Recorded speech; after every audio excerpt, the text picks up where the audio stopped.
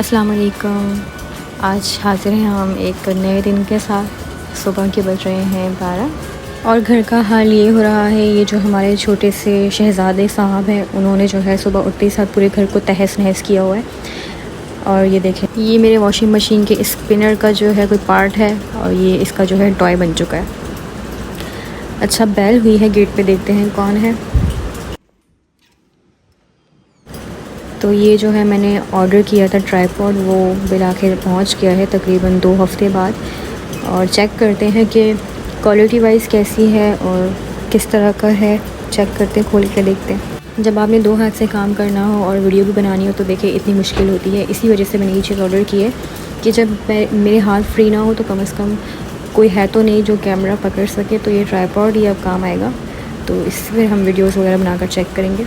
तो ये इसका जो होल्डर है तो छोटा सा, मगर अच्छी क्वालिटी है और थोड़ा सा हैवी है, बहुत ज़्यादा लाइट वेट नहीं है। ये देखें, ये इस तरीके से ये मूव होता है और ये रोटेट भी होता है और आप किसी तरफ भी इसे मूव करना चाहें तो हो जाता है। तो चलिए, शुक्र है कि दराज से कोई अच्छी चीज़ मिल गई है, वरना बहुत दफ़ा ऐसा होता है कि बहुत ही घटिया और लो क्वालिटी की चीज़ें मिलती हैं। ये आप सेल्फ़ी स्टिक की तरह भी यूज़ कर सकते हैं और इसको ऐसे आप किसी भी जगह पे रख के यूज़ कर सकते हैं।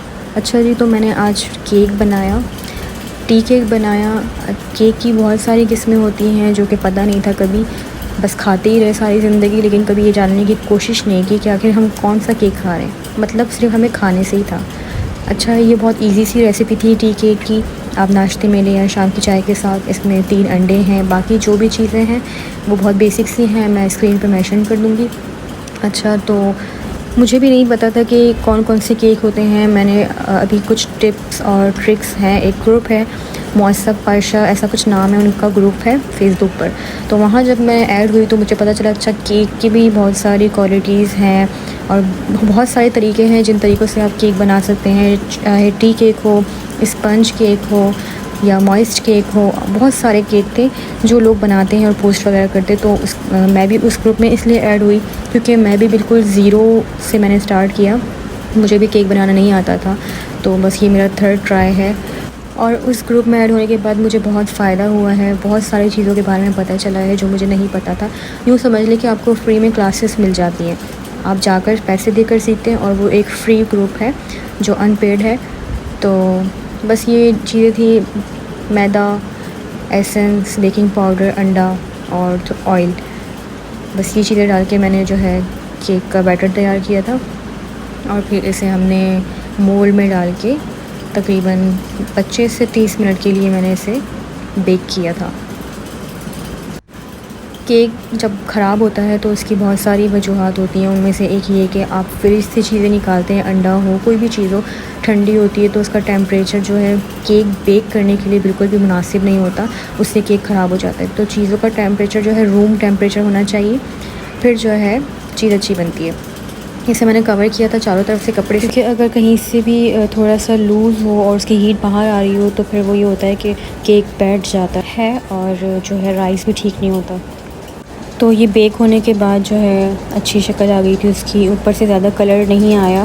मैं तवा रख के जो है हीट करके उसे रख सकती थी, लेकिन मैंने सोचा ऐसे ही ठीक है। तवे को अच्छी तरीके से अगर आप गर्म करके ऊपर रख दें, अगर आपके केक में कलर नहीं आ रहा तो फिर तवा रखने से ये होता है कि ऊपर से बहुत अच्छा कलर आ जाता है।